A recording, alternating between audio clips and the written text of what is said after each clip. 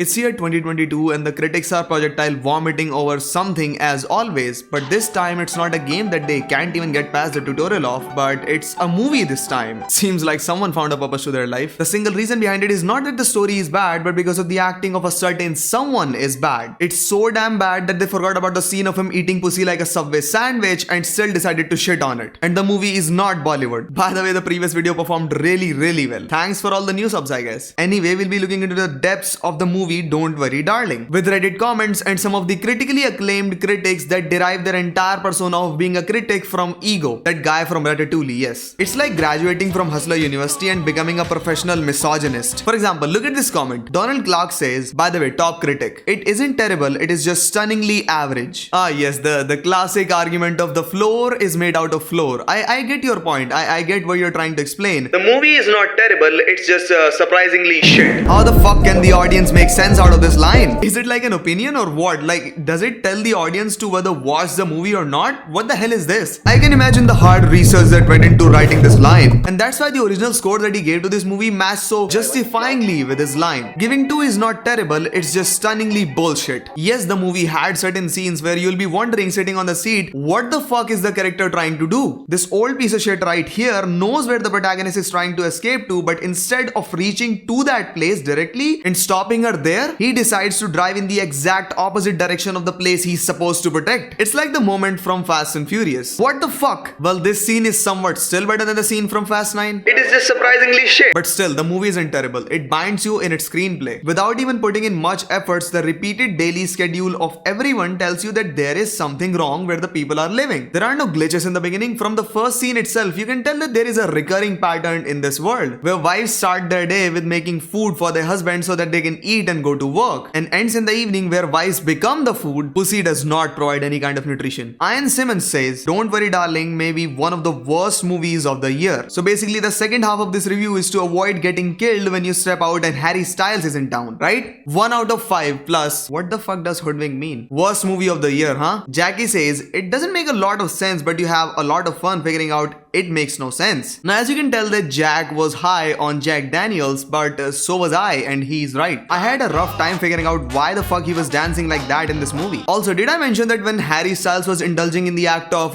licking the tuna, if you may, this guy was watching and she knew he was watching? It was kinda fucked up. See, the movie had some plot holes, and seriously, that's what I fucking like about this movie. I think these plot holes were intentional for the audience to, well, kill each other over. And judging by its ending, there could have been more explanation to why this bitch killed her husband and said, it's my turn now, it's your turn to watch someone eat pussy? What do you mean? I need an explanation to this shit. This guy was fucking stupid, that's why. And about the plot holes, we might get a full explanation behind them in the next part if they are planning to make it. I mean, they did modify the original story, so they must have had plans for the future. Talking about sense, the audience on Reddit and other social media platforms are actually having fun making sense out of it. Let's read another one. Scroll Staff says, too give to be convincing. And as you can tell by my intellect that I completely understand this point. Some of the scenes of this movie are not convincing enough. Like, why the fuck did they claim that Jack died when he was hit with a bottle in a simulation? It's like the argument from Escape Room that if you didn't see it, it didn't happen. Why the fuck did they not decide to put in the timeline of him finding about the Victory Project? Was Victory Project really a one-person startup? And finally, my favorite, why the fuck this man drives to his suicide? Seriously,